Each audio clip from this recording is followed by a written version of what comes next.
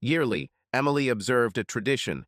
On her birthday, she reveled in waking up to a surprise, nothing ostentatious, merely personal touches like a handwritten note, breakfast served in bed, or a joke hidden within a present. She used to claim it demonstrated I understood her better than anyone else. This year, I had carefully arranged everything. A small velvet box on the nightstand, a long-desired gift she had subtly hinted at for months, a letter I had painstakingly composed beside it. However, when I woke up that morning, anticipating her joyous visage, the bed was vacant. It was chilly on her side. The bathroom door was ajar. No sound of running water or humming melodies. Only silence greeted me. Picking up my phone, I saw her message, sent at 6:47 am. Hey. Accompanied by an absence of emojis, her message seemed unusual, lacking the customary phrases like, can't wait to celebrate later, or you're the best husband ever. Instead, it was impersonal and bare. Despite my hopes, I convinced myself she was simply busy. For hours, I kept telling myself the same thing. But at noon, my phone buzzed again. Dinner with a coworker for my birthday tonight, don't wait up. Followed by, love you. I stared at the screen, read it repeatedly. No ipalagui. Let's celebrate tomorrow instead. A simple statement, a decision she had made without me. That's when something in my mind fell into place, like a missing puzzle piece snapping correctly. I immediately replied. All right, if that's your wish. She responded instantly. Thanks, sweetheart. You're the best. I almost chuckled. No questions were asked. It was as if she expected me to submit, as if this reaction was part of her plan. I didn't reply or call. Instead, I grabbed my keys and left. Emily seemed invincible. That much was clear. But I had one advantage she didn't anticipate. She often underestimated how much I observed. And I had indeed observed things. Her recent tendency to angle her phone away from me, her unexpected dedication to attending the gym in the evening, the colleague she described as nearly familial, yet never explicitly named. I chose to park 2 blocks distant from the restaurant. She was unaware I was observing when she entered, her hairstyle altered from any style she'd chosen for me before. That unfamiliar dress, which I hadn't previously seen, clinging to her form in a near-perfect fit. Then he arrived, tall, clean-shaven, wearing a smug smile that conveyed all I needed to know prior to physical contact. And indeed, he made contact. A hand on the small of her back as he guided her to their table. A brief caress when he handed her the menu. Lastly, the final touch, the way she leaned in, laughing at something he whispered. Her gaze fixed on him as if he were the only man present, as if I weren't there.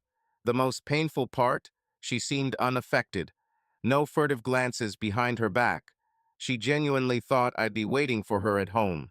Tonight, Emily was revealing her true self that Emily was sitting in her car, her fingers tapping against the steering wheel, her heart thundering in her ears. I wasn't the jealous type, yet this wasn't envy. It was something more piercing, something icy. I wasn't merely observing my wife having dinner. I was witnessing her transform into someone else. The way she laughed with him, it wasn't staged or insincere. It wasn't the weary giggle I got after a long day. This was distinct, uninhibited, the sort of laughter that emerged spontaneously when you were with someone who invigorated you. And then I noticed it. Her hand delicately resting on his forearm. A small, casual touch, as if it had occurred numerous times before.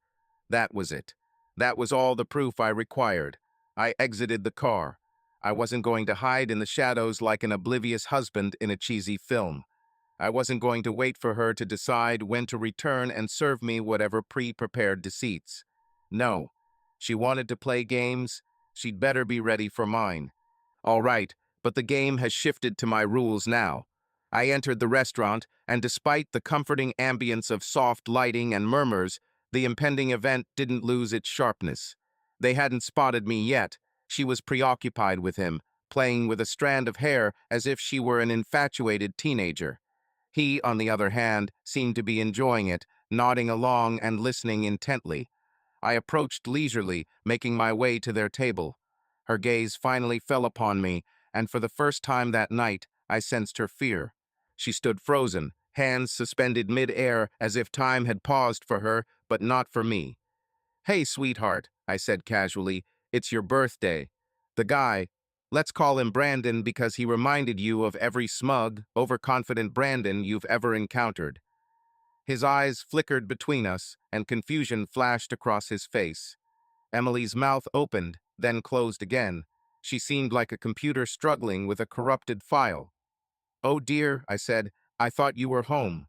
I smiled. "Yes, indeed. You must have been lying earlier." Pause.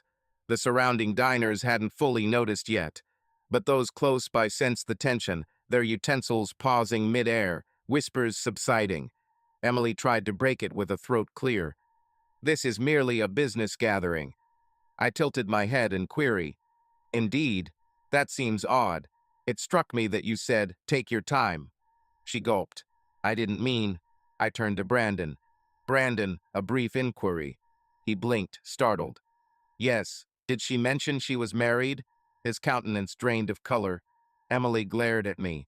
"Cut it out." I chose to disregard her, fixing my gaze on him. "Is that true?" I pressed. He hesitated. Eventually, "She mentioned you were experiencing difficulties." I let out a soft laugh. "Ah, did she?" Emily reached for my arm. "May we discuss this privately?" I stepped away. "Why?" "You weren't concerned about privacy when your hands were practically intertwined across the table." A waiter lingered nearby, uncertain whether to intervene or pretend nothing was amiss. I gave him a courteous nod. "Relax, pal. I'm merely here to enjoy my wife's birthday." Emily took a sharp breath, her eyes flaring with irritation. "You're causing a disturbance." I leaned slightly closer. "Ah, darling," I whispered. "We haven't even begun the drama yet." Emily's expression stiffened into a strained smile she wore when she was about to explode, but wanted to remain composed. However, I had no intention of letting her keep up the act. Brandon shifted uneasily in his seat, his hands slipping off the table as if he didn't want to be perceived too close to her. "Wise man, but it's already too late." Emily cast him a quick, warning glance, one that echoed, "Don't speak up." I almost felt pity for the fellow. Almost. "All right?" Emily let out a breath, rising from her seat so swiftly that the chair scraped against the floor. "Let's step outside." She didn't bother to look back and wait for me. Instead, she grabbed her bag and walked briskly towards the exit. No goodbyes to Brandon, no words of explanation. Just a hurried departure. This occasion, I followed her leisurely, relishing the gazes that fell upon the woman who had just been discovered. Once we exited the restaurant, she swiftly turned, discarding her act.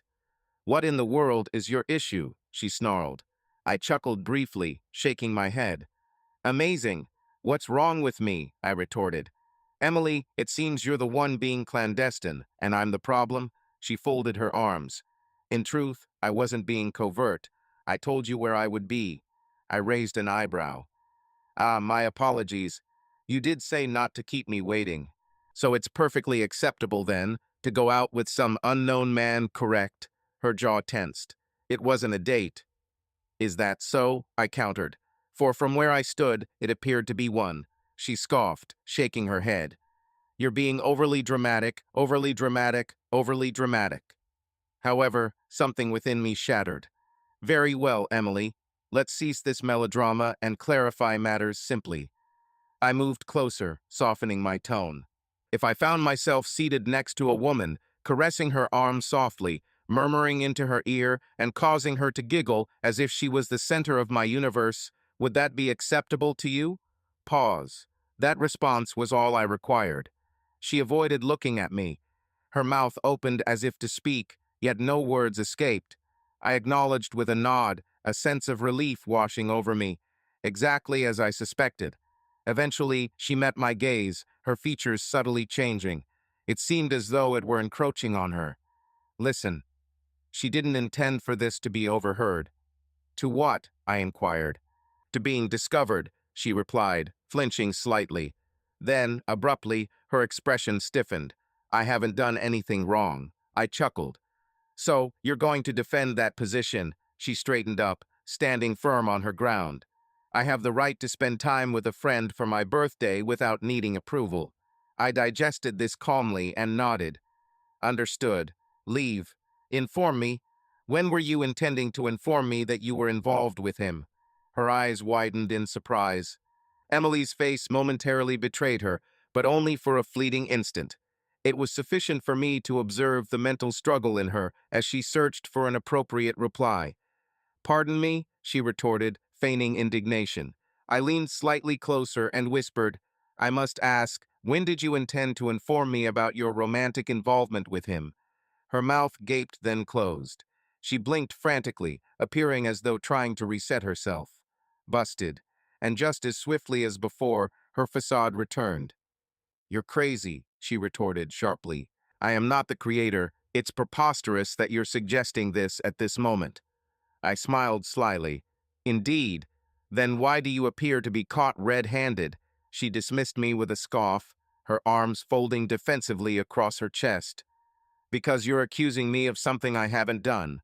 Are you aware of how absurd you sound?" I cocked my head. "I am fully aware of the sounds I make, Emily, and I also hear your failure to refute the accusation." Her lips tightened. "It's pointless for damage control at this stage. Fine, you can play detective if you wish, but you'll look rather foolish when you realize I've done nothing wrong." I pulled out my phone, showing you the images I had taken from my car. There was no need to zoom in. She was clearly in Brandon's embrace, her hand in his, gazing at him with an affection I hadn't seen in years. I displayed the screen. "Ah," was all I said. She gasped, but quickly recovered. However, it came a second too late. "That doesn't prove anything," she retorted quickly. "You're just interpreting it incorrectly." I chuckled lightly. "So, if I were to hold a woman's hand like this and stare at her as though I was hunger-struck, you wouldn't have any issues with it." Her jaw clenched. "It's not the same." I arched an eyebrow. "Do enlighten me." "How is it not the same?" She remained silent. I moved nearer, softening my tone. "It seems you've been behaving strangely for some time now, Emily.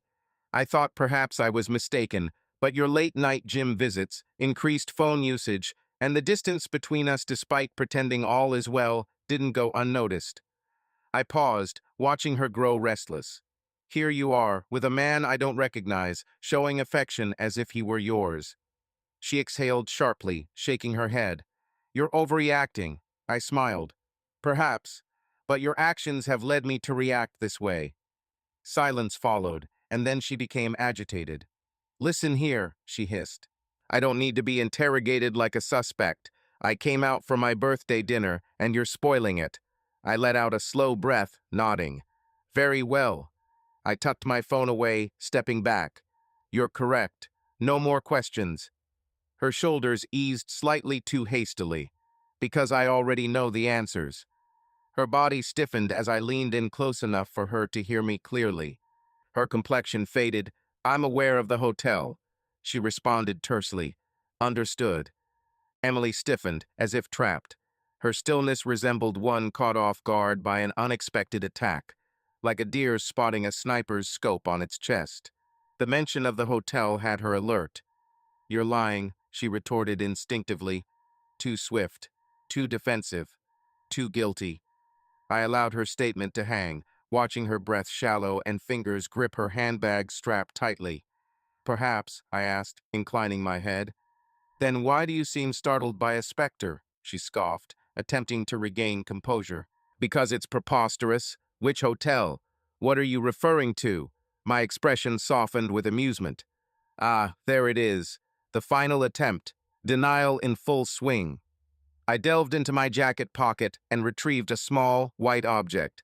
Its shape was rectangular, the logo on its face in golden print a hotel keycard. Your breath caught sharply, causing you to stumble backward. You held up something between your fingers and asked, "Is this familiar?" There was no response, not even a blink.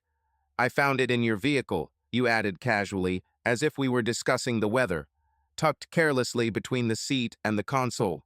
Frankly, rather careless of you." Still, she said nothing.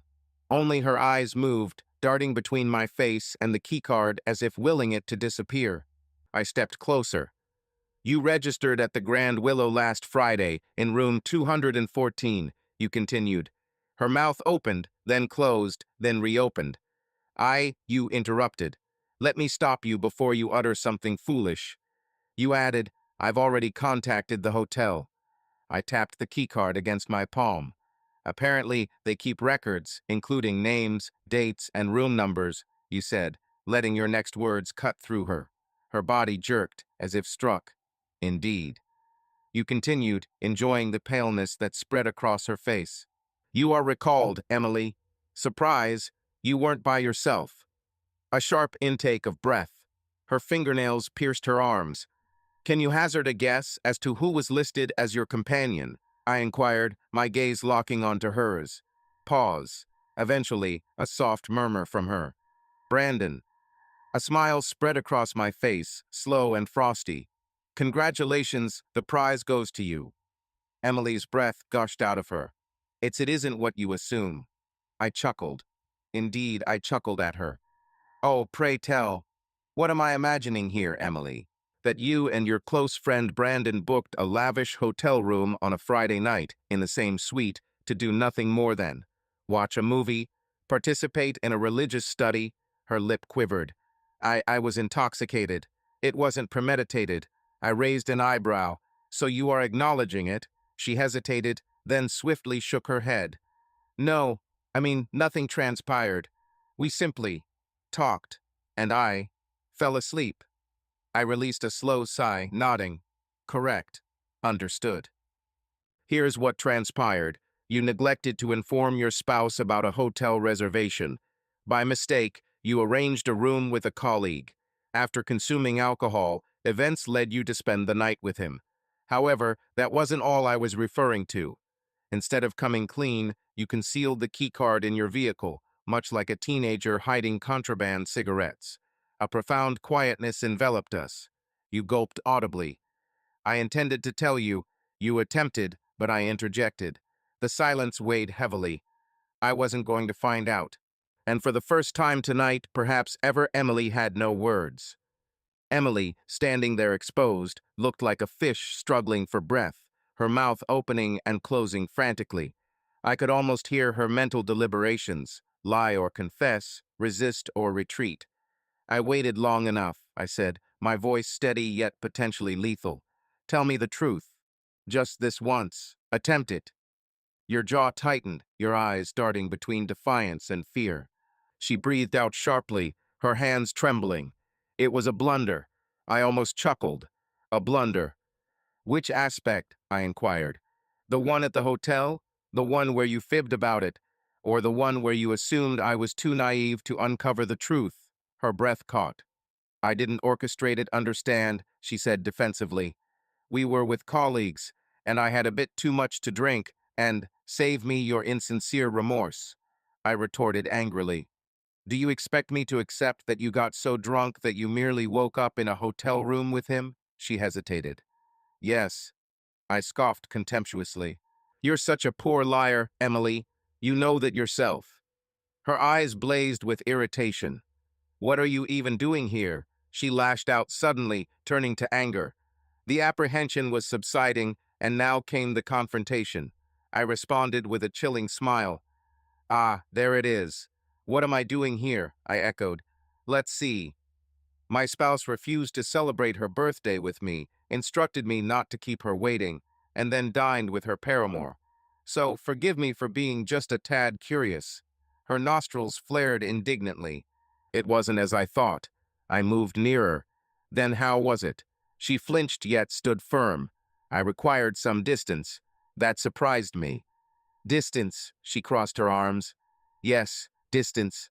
Things haven't been right between us. And I didn't know how to inform you. I tilted my head. So instead of speaking to me, you positioned yourself for Brandon.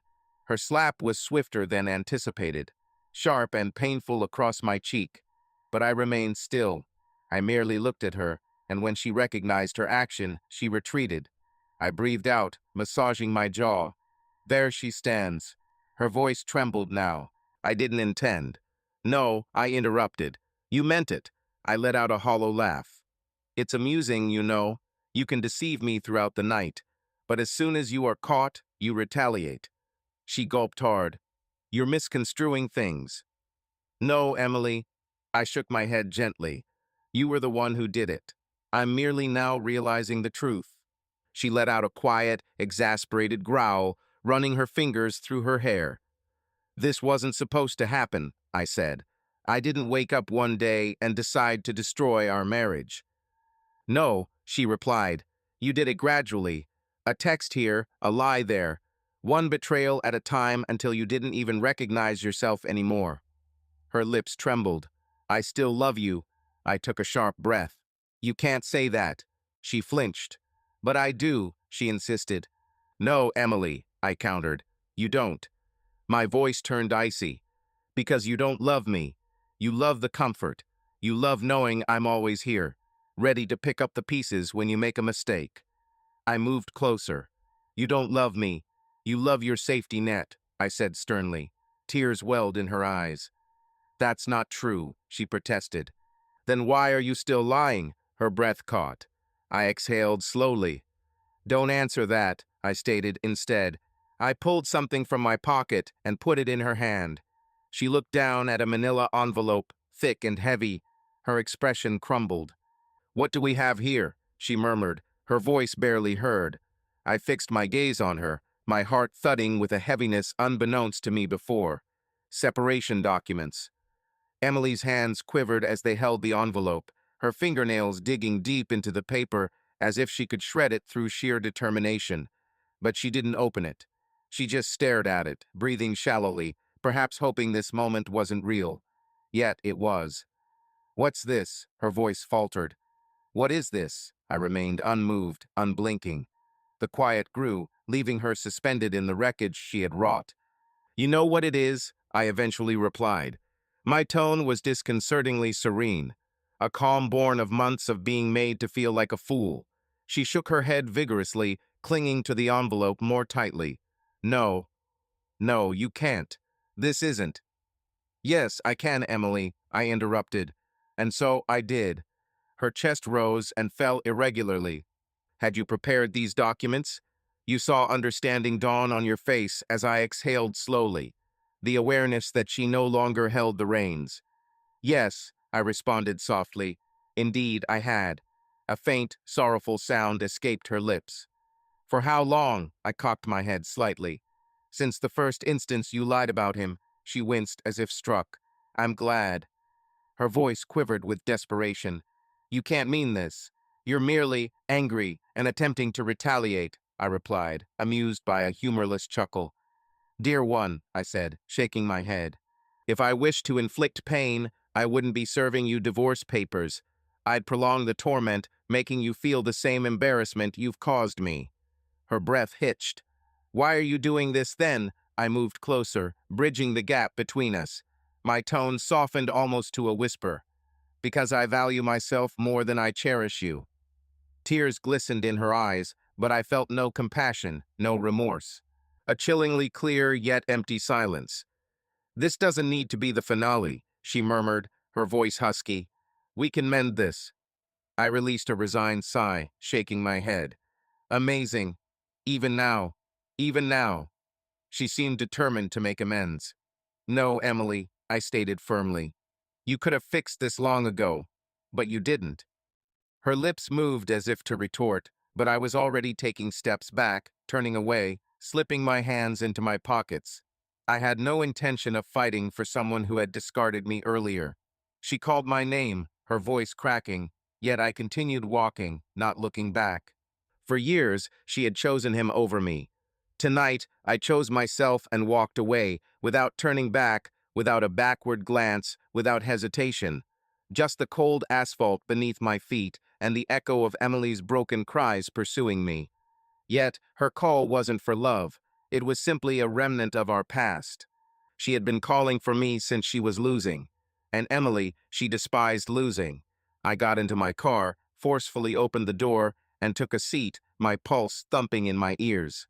My grip on the steering wheel was firm, but not due to anger this time. It was relief.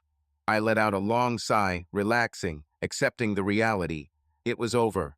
At least, that's what I believed. But then my phone rang. I didn't need to look at the screen to know it was her. I allowed it to ring once, twice, thrice. Voicemail. A moment later, a text appeared. Emily, please don't do this. Just talk to me. I stared at the message, my jaw clenching. To speak? To speak now, after everything that had happened? Another message followed. Emily, I was wrong. Please don't discard everything based on one mistake. I chuckled mockingly. One, the audacity was preposterous. Then another. Emily, you don't grasp the situation. It wasn't only about him. It was about me. About us. I shut my eyes. Counted to 5. Released the strain from my shoulders. I could disregard her. Leave. Allow her to remain in the ruins by herself. However, my phone buzzed once more. Emily, I promise, I'll explain everything. Just give me 5 minutes. Face to face. Please. I hesitated, not because I wished to listen to her story, but because there was something peculiar about that last message. Not frantic, not remorseful. Something else. And against my better judgment, I stopped the car, took a deep breath, and stepped out. I didn't trust her anymore. But I was going to find out precisely what she wanted to tell me. I felt a premonition that I wasn't prepared for it, so I walked towards her.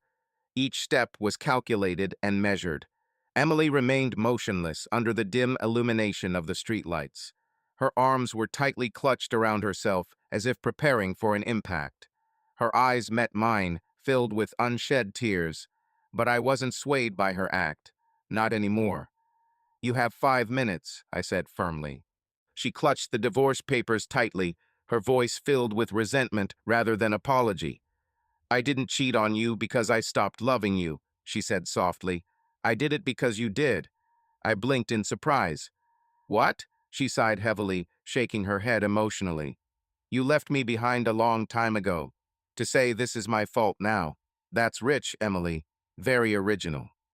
Her jaw tightened. I'm not saying I'm innocent, she whispered, her voice quivering. But don't stand there pretending our marriage was perfect before this. Don't act like you weren't already halfway out the door. I stared at her, my heart pounding. Am I insane? She questioned, taking a shaky breath. When was the last time we actually talked? When was the last time you treated me with the same affection as before, like I mattered, like I was good enough? You sighed sharply, rubbing your nose bridge. Emily, for months I've been trying to get you to talk. I asked if something was bothering you, if you were content. You always replied, I'm okay. You lowered your hand. So what now? I thought you could read minds. Your lips quivered. I didn't know how to express it. I scoffed. But you knew how to respond when Brandon wanted you, right? The slap came swiftly, much like last time. But this time, I caught your wrist before the impact. You gasped, eyes widening. For a prolonged, tense moment, neither of us moved. Then, gradually, I pushed your hand away and stepped back. No. You can't hit me, then claim victimhood. Not after everything. Tears eventually flowed down your face. I didn't intend. Yes, you did, I said firmly. You meant every word of it. You were referring to your deceit, secretive behavior, and the instances when you chose to deceive me despite my trust. That was when she crumbled, her face transforming into something grotesque and damaged. I don't recognize myself anymore, she said. I remained silent, feeling nothing. That left us both in the same state. She let out a sorrowful sob, her grip on the divorce papers tightening until her knuckles turned pale. Then she uttered words I didn't anticipate. Don't abandon me. I should have felt something, even a slight hesitation or a trace of sympathy. But I didn't. All I did was stand there, watching the woman who had destroyed our marriage cling to the divorce papers as if they were her only support. She whispered this plea.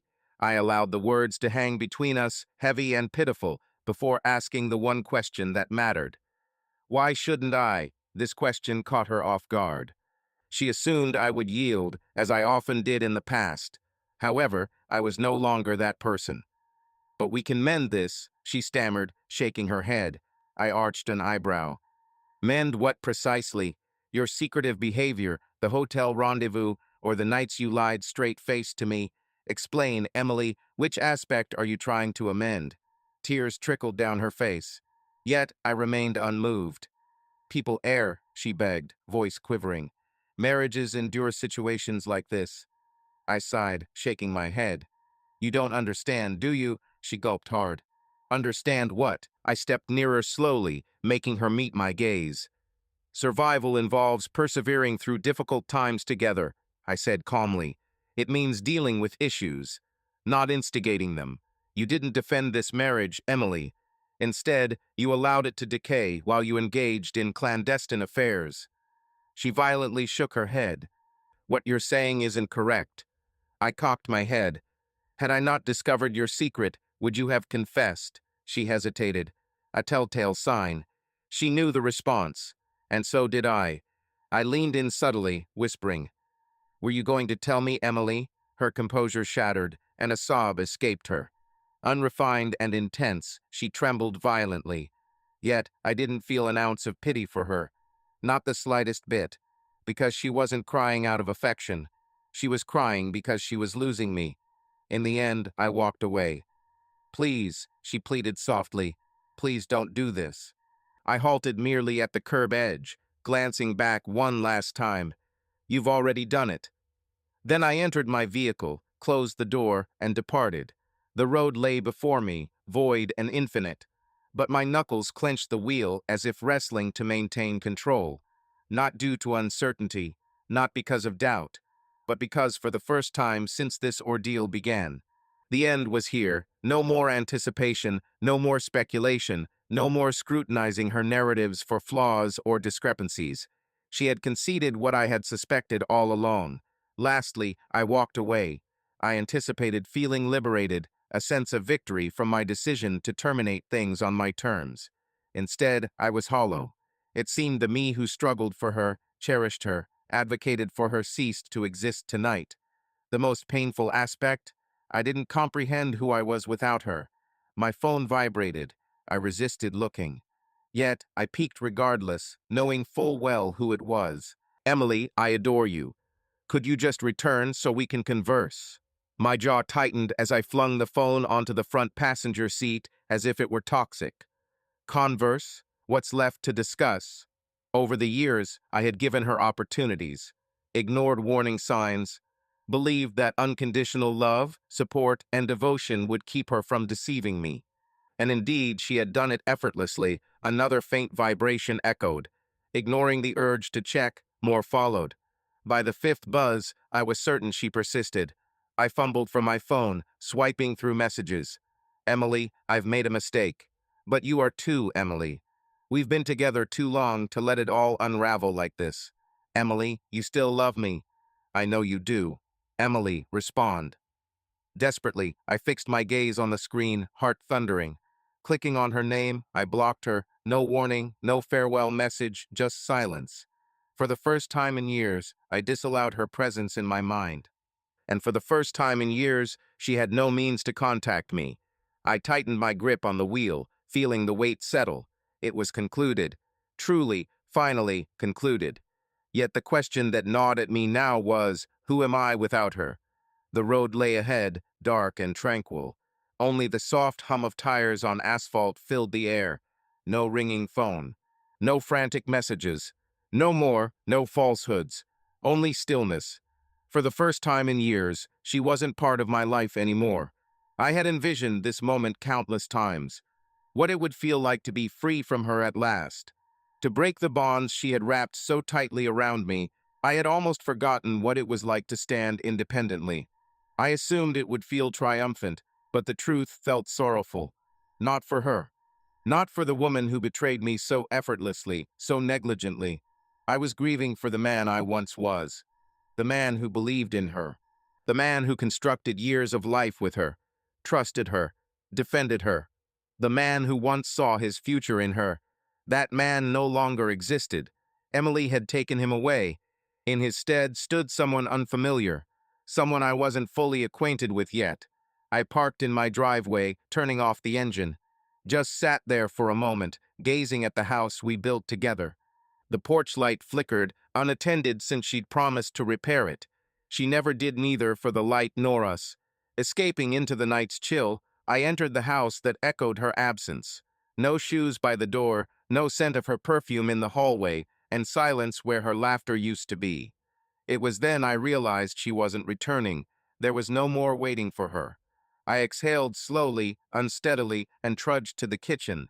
Pouring myself a glass of whiskey, I sat at the table, gazing into emptiness. A while later, I grabbed my phone, skipped over Emily's name, forgotten and discarded, stopped at an old contact, a friend, someone I hadn't spoken to in a while. My best friend. Drifting apart to ensure Emily's contentment, I had lost sight of everything else. Hesitant, then I dialed the number. Rings passed before he answered, his voice drowsy. "Hey," he greeted me cheerfully. Perplexed, you asked, "Close to midnight." "All good," I sighed in relief. "Indeed, it seems so. Interestingly enough, this is the first time in a long while." A brief pause followed. In a hushed voice, you questioned, "Did she, didn't she?" After a moment, I conceded with a sour laugh, "Yes, she did." Ryan let out a sigh. "I'm truly sorry." I swirled the whiskey in my glass, observing the liquid glint under the light. There's no need to apologize. In that silent, vacant home, something peculiar transpired. For the first time since this ordeal started, a sense of hope arose. Not for Emily, not for the repair of what was irreparably damaged, but for me, or whoever I am about to become, and that is worth everything.